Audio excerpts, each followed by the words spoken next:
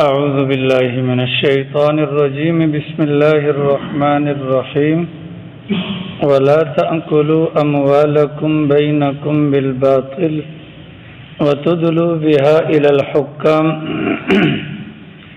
لتأكلوا فريقا من أموال الناس بالإثم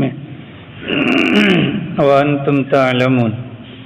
سورۃ البقرہ مدینہ منورہ کے اندر نازل ہونے والی اس مبارک سورت کی آیت نمبر 188 کی آپ حضرات کے سامنے تلاوت کی گئی، اور ماقبل کے اندر اللہ تعالیٰ نے اس بات کو بیان فرمایا کہ روزہ یہ انسان کے لیے تقوی کا باعث ہے، تو روزے کے احکامات کو اللہ نے بیان کیا، رمضان المبارک کے مہینے کو اللہ نے بیان کیا، نزول قرآن کے معاملے کو اللہ نے بیان کیا، درمیان میں دعا کا مسئلہ، اور اس کے بعد اللہ تعالیٰ نے روزے کی راتوں کو اور دنوں کے اعتبار سے جو فرق ہے اس کو بھی بیان فرمایا۔ اب یہاں سے یہ جو آگے والی آیت ہے جو آپ کے سامنے تلاوت ہوئی، اس آیت کے بعد سے آگے مستقل بنیادوں پر یہ حج کا مضمون چلے گا، اور اس سے پہلے جو مضمون بیان ہوا ہے وہ روزے والا ہے، اور درمیان کے اندر جو ایک آیت اللہ تعالیٰ نے نازل فرمائی ہے اس کے اندر دو قسم کے احکامات کو اللہ تعالیٰ نے بیان فرمایا۔ بظاہر یوں لگتا ہے کہ ماقبل اور مابعد اور سینٹر والی آیات کا آپس میں کوئی ربط نہیں ہے، کوئی جوڑ نہیں ہے، لیکن اگر گہرائی میں جا کر مطالعہ کیا جائے تو ماقبل والی جو آیات گزری ہیں ان کا تعلق تھا روزے سے، اور یہ جو مبارک آیت ابھی آگے بیان ہو رہی ہے اس کا تعلق ہے مال سے۔ تو روزے کا مقصد کیا ہے؟ انسان کا نفس پاکیزہ ہو جائے، طہارت نفس یہ روزے کا مقصود ہے۔ اور پھر آگے مال کا معاملہ یہ ہے کہ مال جب تک حلال نہیں ہوگا اس وقت تک وہ مال قابل قبول نہیں ہوگا، بلکہ وہ مال انسان کے لیے وبال ہوگا۔ لہذا جس طریقے سے تقوی کے حصول کے لیے طہارت نفس ضروری ہے، اسی طریقے سے مال کی قبولیت کے لیے بھی طہارت مال بہت ضروری ہے۔ اور دوسرا ربط یہ بھی بن سکتا ہے کہ روزے وغیرہ کے ذریعے سے انسان کو معلوم ہوتا ہے کہ کھانا بھی حلال ہے، پینا بھی حلال ہے، اور بیوی کے قریب جانا بھی حلال ہے، لیکن جب روزے کی حالت ہو جاتی ہے تو یہ تینوں حلال چیزیں ایک مخصوص ٹائم تک حرام ہو جاتی ہیں۔ اور جب کہ آگے والی آیت مبارکہ کے اندر مال کا جو مسئلہ بیان کیا ہے تو مال کے اندر جو غلطیاں ہیں اگر وہ غلطیاں دور نہ کی جائیں، یعنی حرام ہے یا چوری وغیرہ ہے، اگر وہ غلطیاں دور نہ کی جائیں تو رمضان ہو یا غیر رمضان ہو وہ پھر بھی حرام رہتا ہے۔ چنانچہ ایک مسلمان جب اللہ کا حکم مان کر رمضان المبارک کے مہینے میں وہ حلال چیزوں کو اپنے اوپر حرام کر لیتا ہے، اس مسلمان کو چاہیے کہ ساری زندگی مالی معاملات کے اندر جن چیزوں کو اللہ نے حرام کر رکھا ہے ان کو بھی اپنے اوپر حرام سمجھے، یہ نہ ہو ان چیزوں کو حلال کرے۔ تو دو مختلف قسم کے احکامات اللہ تعالیٰ نے اس مبارک آیت کے اندر بیان کیے۔ ان میں سے پہلا حکم تو یہ ہے کہ ناجائز طریقے سے آپس میں ایک دوسرے کا مال نہ کھایا جائے، اور دوسرا حکم یہ ہے کہ ناجائز طریقے سے ایک دوسرے کے خلاف مقدمے بازی کر کے ان کے اوپر یا ان کی جائیدادوں کے اوپر قبضہ وغیرہ نہ جمایا جائے۔ یہ دونوں باتیں الگ الگ ہیں، چنانچہ اس کی اگر وضاحت کے اندر جائیں تو جو پہلا حکم ہے کہ وَلَا تَأْكُلُوا أَمْوَالَكُمْ بَيْنَكُمْ بِالْبَاطِلِ، مت کھاؤ آپس میں ایک دوسرے کا مال ناجائز طریقے سے، باطل طریقے سے۔ اب باطل طریقے سے کیا مراد ہے؟ ہر وہ طریقہ جس کو شریعت نے پسند نہیں کیا، چوری کے ذریعے سے نہ ہو، ڈاکہ مار کرنا ہو۔ چوری اور ڈاکے میں فرق یہ ہوتا ہے کہ انسان چوری تب کرتا ہے جب مالک کو پتہ نہیں ہوتا، یعنی کہ مالک کو اطلاع دیے بغیر اور مالک کی غفلت سے فائدہ اٹھا کر جیب میں سے چیز نکال لی جائے، اس کو کہا جائے گا چوری۔ اور ڈاکہ یہ ہوتا ہے کہ مالک کو پتہ بھی ہوتا ہے اور گن پوائنٹ پر اس سے چھین لیا جاتا ہے۔ چنانچہ بغیر دعوت کے جو بندہ کہیں دعوت میں چلا جاتا ہے اس کے متعلق یہی فرمایا گیا کہ وہ چور بن کر جاتا ہے اور ڈاکو بن کر باہر واپس کو آتا ہے۔ تو یہی حال عام بندے کا بھی ہے۔ ہم اگر کسی کی چیز کو اس کی اطلاع کے بغیر اٹھائیں گے، بھلے وہ ہمارا سگا والد ہی کیوں نہ ہو، ہاں البتہ والد کا معاملہ یا والدین کا معاملہ یہ ہے کہ وہ بغیر پوچھے بغیر اطلاع دیے اپنی اولاد کے مال کو استعمال کر سکتے ہیں، ان پر چوری کا حکم نہیں لگے گا۔ لیکن بیٹے کے لیے باپ کا جو مال ہے اس کے اندر اگر وہ بغیر اطلاع کے کرتا ہے، اس صورت میں اس بندے پر بھی چوری کا حکم ہوگا۔ تو چوری کے ذریعے سے بھی ایک دوسرے کے مال کو نہ کھایا جائے، غصب کے ذریعے سے بھی ایک دوسرے کے مال کو نہ کھایا جائے، اسی طریقے سے خیانت کے ذریعے سے بھی ایک دوسرے کے مال کو نہ کھایا جائے، رشوت کے ذریعے سے بھی ایک دوسرے کے مال کو نہ کھایا جائے، سٹے کے ذریعے سے، جوئے کے ذریعے سے بھی ایک دوسرے کے مال کو نہ کھایا جائے۔ تو یہ ساری وہ چیزیں ہیں کہ جو باطل طریقے ہیں ایک دوسرے کا مال کمانے کا۔ البتہ جائز طریقہ بھی ہوتا ہے، انسان کاروبار کرتا ہے تو کاروبار کے نتیجے میں وہ جو منافع لیتا ہے تو وہ منافع بھی اگلے کے مال میں سے آتا ہے، تو وہ جو منافع ہے وہ تجارت کے طور پر ہے، لہذا وہ جائز ہو جاتا ہے۔ لیکن اگر تجارت نہ ہو اور اس کے علاوہ جتنی بھی صورتیں ہیں دوسرے کے مال سے فائدہ اٹھانے کی، وہ ساری کی ساری حرام ہو جاتی ہیں۔ اب موجودہ زمانے کے اندر آپ دیکھیں، ہم اس بات کو اپنے اوپر فٹ کر لیں، اپنے زمانے کے اعتبار سے فٹ کر لیں کہ مثال کے طور پر ہم کسی بندے کے پاس جاتے ہیں اور ہمیں یقین ہے کہ یار یہ بندہ ہمیں اچھا نہیں سمجھتا، ظاہر ہے کہ حالات کا تو پتہ چل جاتا ہے کہ کون کس سے کتنا مخلص ہے، اور ہم چلے جاتے ہیں اور جا کر اس کو کہتے ہیں کہ بھائی ذرا چائے پلا۔ ہم کیا کہتے ہیں؟ چائے پلا۔ اب وہ بندہ وہ دل سے ہمیں چائے پلانے پر راضی نہیں ہے، لیکن دباؤ میں، مربت میں، شرما شرمی میں، یہ کسی کے دیکھنے پر یا دکھانے کے لیے وہ ہمیں چائے پلا دیتا ہے۔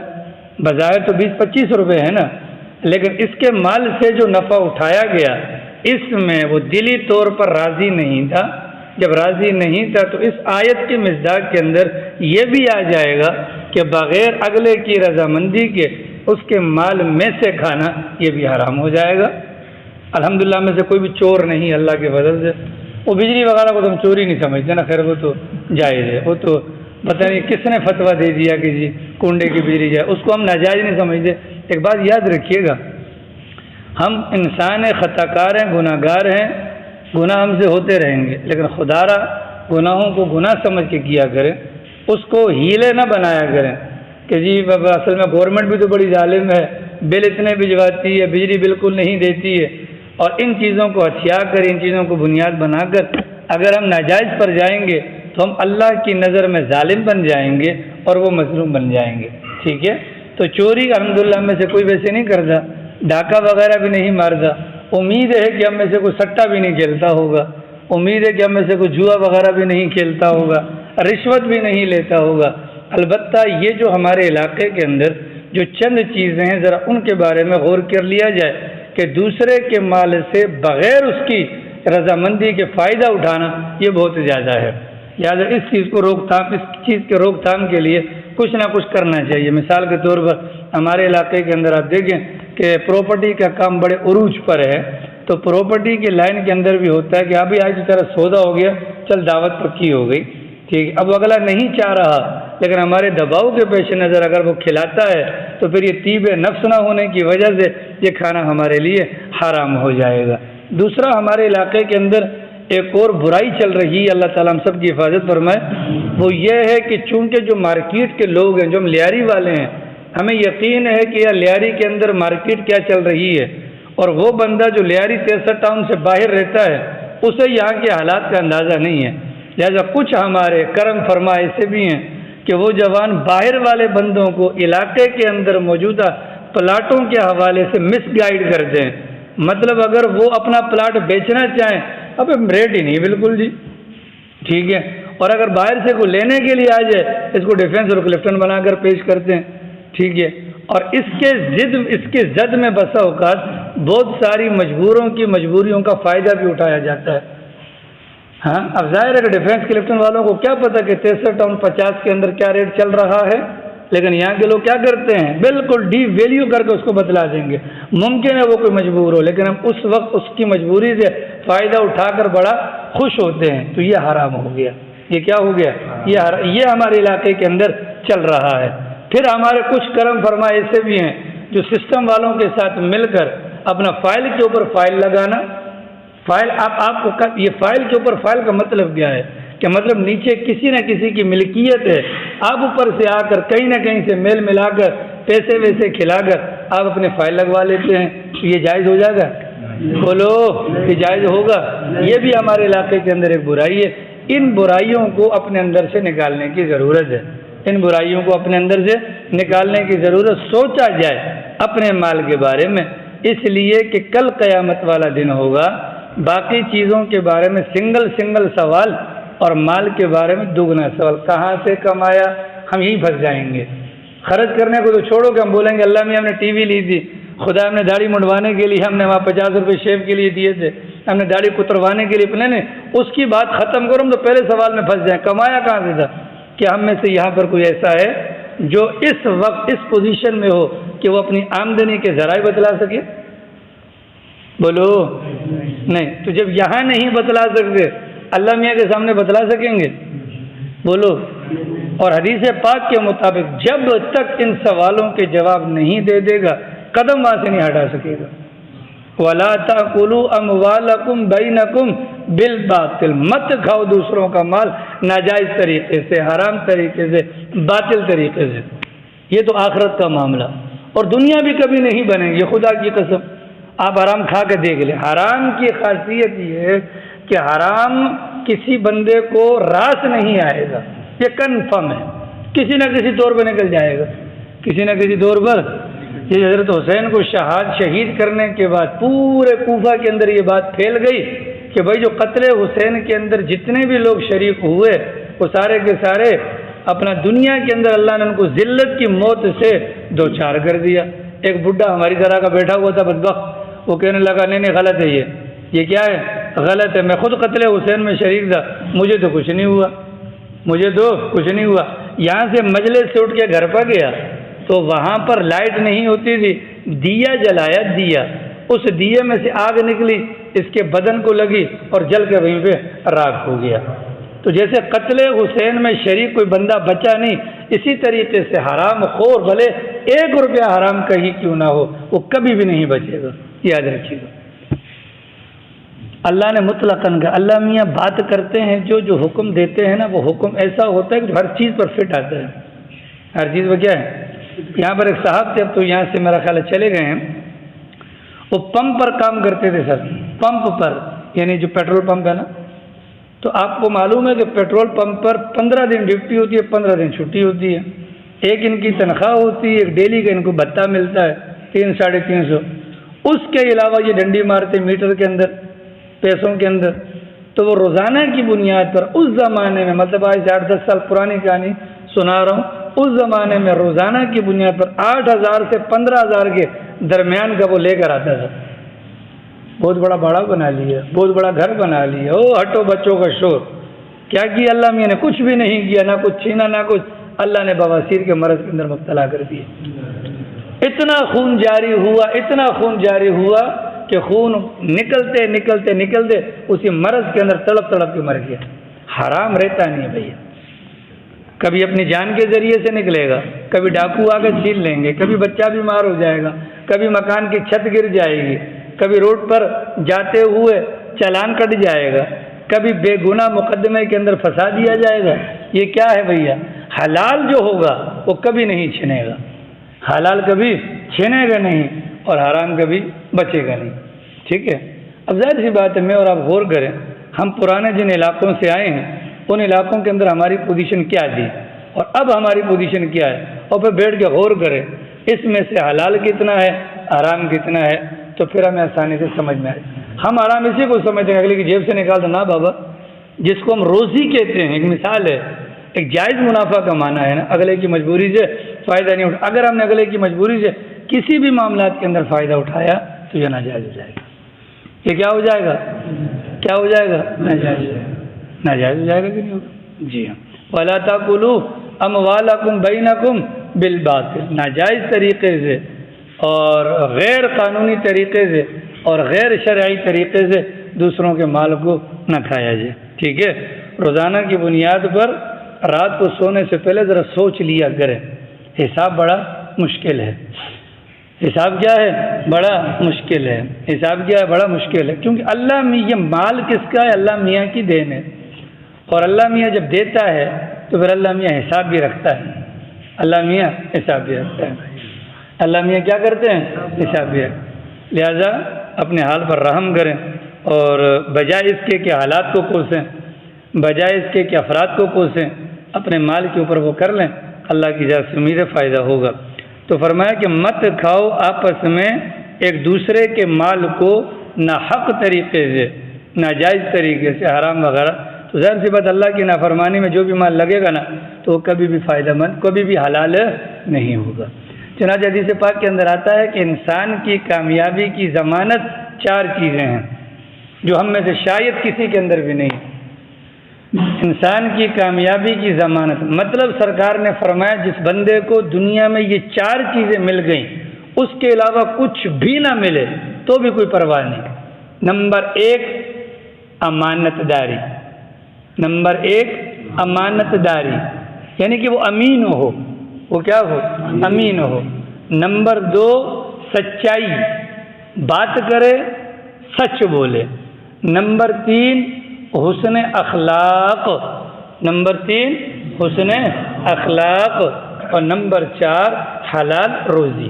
یہ 4 چیزیں جس بندے کو دنیا کے اندر مل جائیں اس بندے کو اگر ان 4 کے علاوہ اور کچھ نہ بھی ملے اس بندے کی نجات کے لیے یہی کافی ہے۔ سعد بن ابی وقاص رضی اللہ تعالی عنہ نے فرمایا سرکار دعا کیجئے کہ میں مستجاب الدعوات بن جاؤں، کہ جب بھی ہاتھ اٹھاؤں اللہ کی ذات میری دعا کو قبول کر لے۔ تو اللہ کے نبی نے کیا فرمایا؟ اپنے لقمے کو حلال کا بنا دو، اللہ تمہاری دعاؤں کو قبول کریں گے۔ وجہ فرمایا کہ ایک لقمہ حرام کا جو جاتا ہے وہ 40 دن تک اس کی نحوست سے انسان کی دعائیں قبول نہیں ہوتی، انسان کی دعائیں قبول نہیں ہوتی۔ اب سوچ لیں ہمارے دعاؤں کی قبولیت نہ، دعاؤں کی عدم قبولیت کی وجہ کیا ہے؟ سوچیے، تھوڑا نہیں پورا، تھوڑا نہیں پورا۔ ہر بندہ اپنے اپنے لحاظ سے حرام کاری کے اندر لگا ہوا۔ مثال کے طور پر چلے آپ حضرات تو ماشاء اللہ فرشتوں کی صف میں سے ہیں، میں اپنی بات کر لوں، ہمارا جو پیشہ ہے ظاہر ہے کہ وقت کے پیسے لیتے ہیں، ٹھیک ہے؟ اب یہ مت بولیے کہ جی ہم مفتی کو تنخواہ دیتے ہیں، یہ خدا کے لیے فخر مت کیجیے گا، کیونکہ جو آپ دیتے ہیں ہمیں پتہ ہے کتنا دیتے ہیں۔ ایک جنرلی بات میں آپ کو کر رہا ہوں، ٹھیک ہے؟ ظاہر ہے کہ وقت ہم نے دیا، تو اب اگر آپ لوگ تنخواہ یعنی یہ چندہ دینا بند کر دیں، اب آپ دیکھیں تصور کیجئے ہم سب کی روزی حلال کی ہے، بولو ہم سب کی روزی حلال کی ہے، حلال کی روزی ہوگی تو نیک جگہ پر لگے گی، اور حرام کی روزی ہوگی تو وہ گندی جگہ پہ لگے گی۔ حرام کی روزی پر داڑھی مڈوائیں گے، گھروں پہ ٹی وی لا کے رکھیں گے، ہاں بیوی بچوں کو میک اپ کروائیں گے، فلاں فلاں فلاں فلاں۔ اب یہ خدا کے گھر کے اندر اندھیرا ہے، خدا کے گھر کے اندر کیا اندھیرا ہے؟ اور ماشاءاللہ پیسے ہیں سب کے پاس، ابھی کسی کی ٹانگ ٹوٹ جائے نا دیکھو 5 لاکھ روپے نکالے گا نہیں نکالے گا؟ ہیں؟ اب سوچ لیں ہمارا دل کر رہا ہے اس اندھیرے کو ختم کرنے کو یا نہیں کر رہا؟ اگر نہیں کر رہا، نہیں غلط بیانی نہ کرے، غلط بیان، یہ تو میں نے بولا تب آپ کہہ رہے ہیں نا، دل سے پوچھیں، سب سے بڑا مفتی دل ہے، ٹھیک ہے؟ وہ سامنے پردے لگے ہوئے ہیں ماشاءاللہ، ابھی کچھ عرصہ پہلے اس کے پیسوں کے لیے اعلان بھی کیا، وہ جو باہر اتنا ماشاءاللہ اپنے آپ کو سمجھتے ہوں گے لیکن یہاں دیتے ہوئے موت آ رہی تھی نا۔ وجہ کیا ہے؟ جاز خدا کی قسم اللہ مال کو یعنی اگر حلال کا ہوگا اپنے گھر پہ لگائے گا، ورنہ نہیں لگائے گا۔ اللہ ہم سب کو لے کے جائے کورنگی دارالعلوم کراچی کے اندر اس مسجد کا جو محراب ہے وہ کم از کم 6 سالوں میں 200 مرتبہ ٹوٹا ہے۔ عمران خان گرمی تو نہیں لگ رہی؟ جی 200 مرتبہ ٹوٹا ہے۔ مفتی رفیع عثمانی صاحب جو محتمے میں پکڑا ایک بندے نے، حضرت یہ پیسہ ہمارا ہے، آپ بناتے ہیں پھر تلوا دیتے ہیں، ہمارا پیسہ ضائع ہو رہا ہے۔ مفتی رفیع عثمانی صاحب نے پھر اس بات کو لے کر مسجد میں بیان رکھا، حضرت والا نے فرمایا خدا کی قسم یہ اللہ کا گھر ہے، پاکیزہ مال لگے گا، اگر غلطی سے کوئی بیچ میں آ کر حرام مال اندر ڈال دے گا ہمیں تو نہیں پتہ چلے گا، وہ لگ تو جائے گا پر اللہ اس کو باقی نہیں رکھے گا۔ یہ حرام مال کو اللہ نکال دیتا ہے۔ ارے سمجھ، ہم میں سے کون غریب ہے؟ مجھے یہ بتاؤ، کوئی غریب ہے؟ بولو کون ہے جس کے جیب میں موبائل فون نہیں؟ کون ہے جس کے جیب کے اندر پیکج، جس کے موبائل پر پیکج نہیں؟ لیکن جب یہ بات کی جاتی ہے اس موقع پر پتہ نہیں کیا ہو جاتا ہے، ہوتا کچھ بھی نہیں ہے۔ قبول کرنے والی ذات کون ہے؟ اللہ کی۔ لیکن خطرے کی گھنٹی ہمارے لیے بج گئی۔ مال اگر حلال ہوگا خدا اپنے گھر کے اندر لگوائے گا، خدا اپنے گھر کے اندر کیا کرے گا؟ اور اگر حلال کا نہیں ہوگا تو کہاں جائے گا؟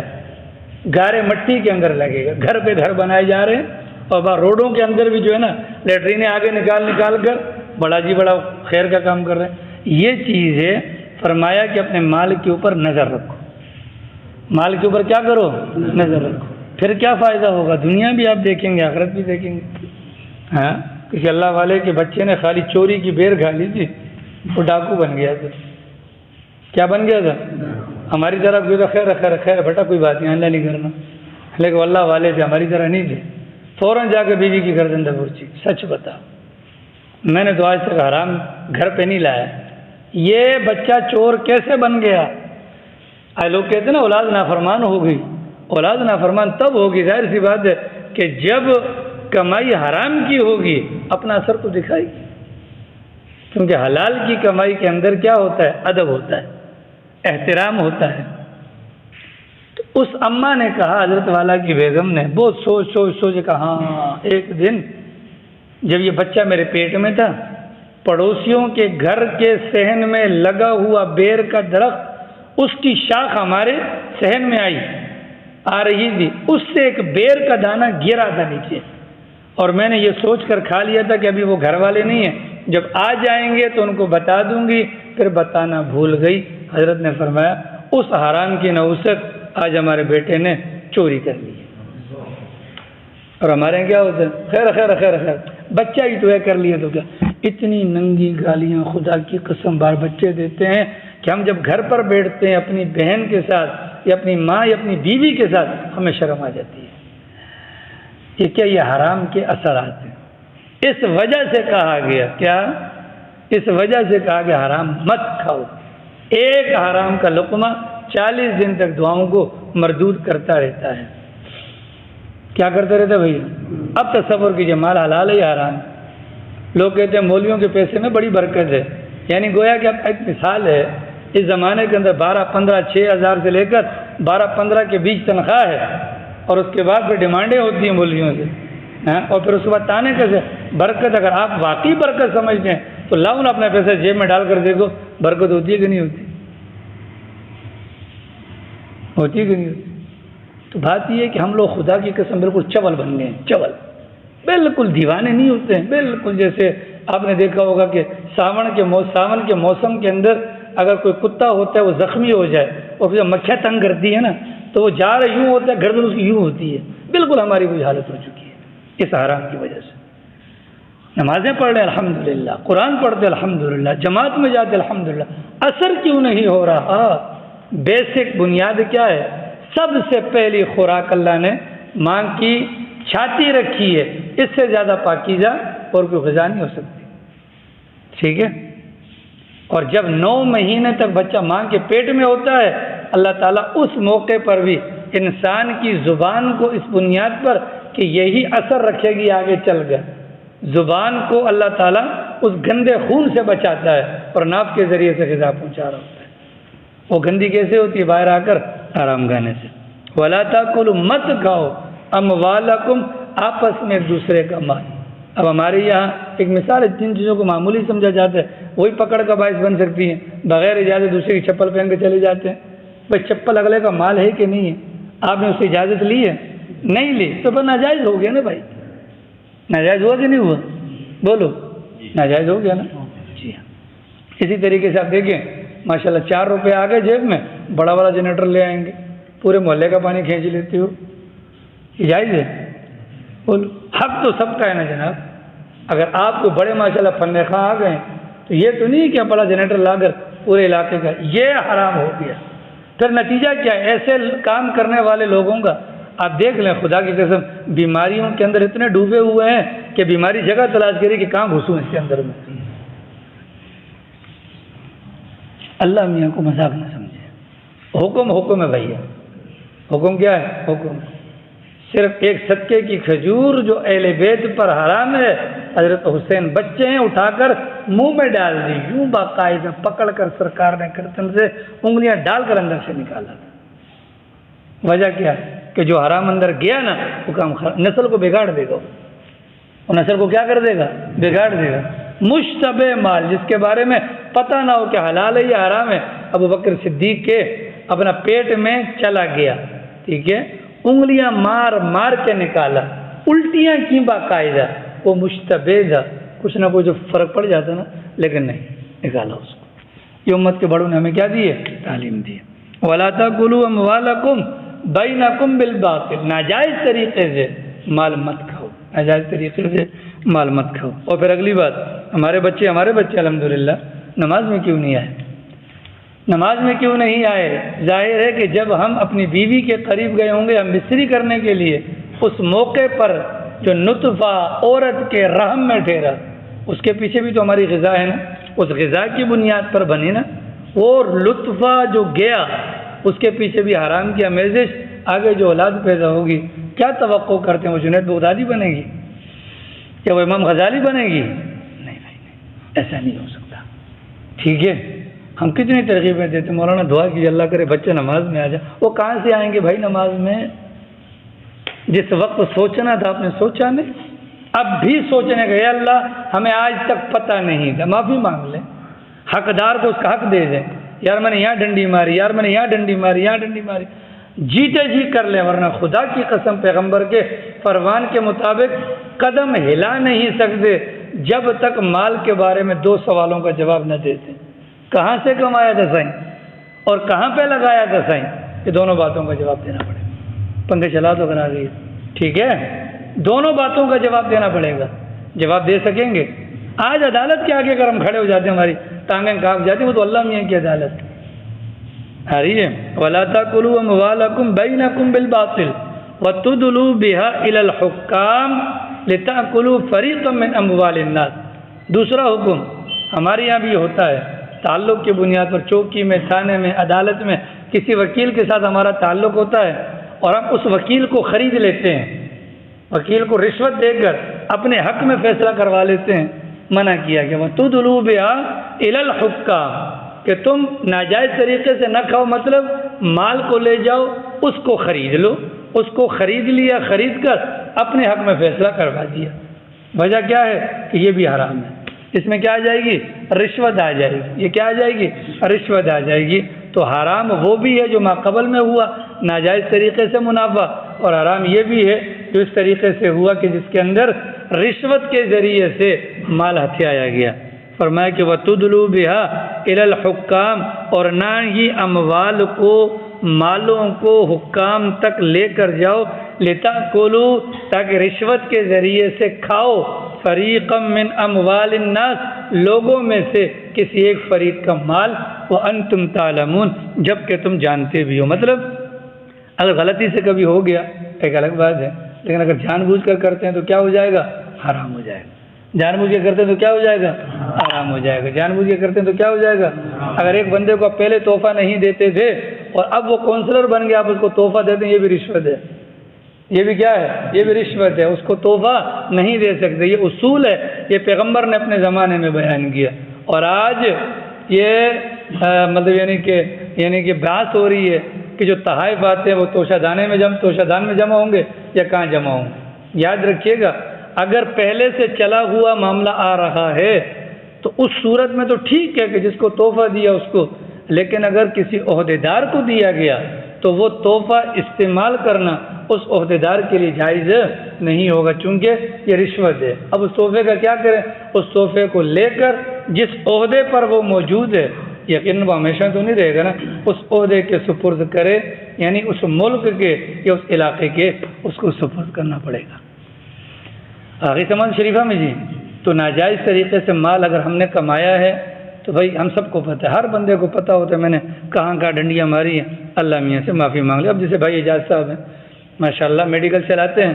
اب اس میڈیکل پر دوائیاں بکتی ہیں. کچھ دوائیاں وہ ہوں گی کہ جن پر حکومت نے بینڈ لگایا ہے.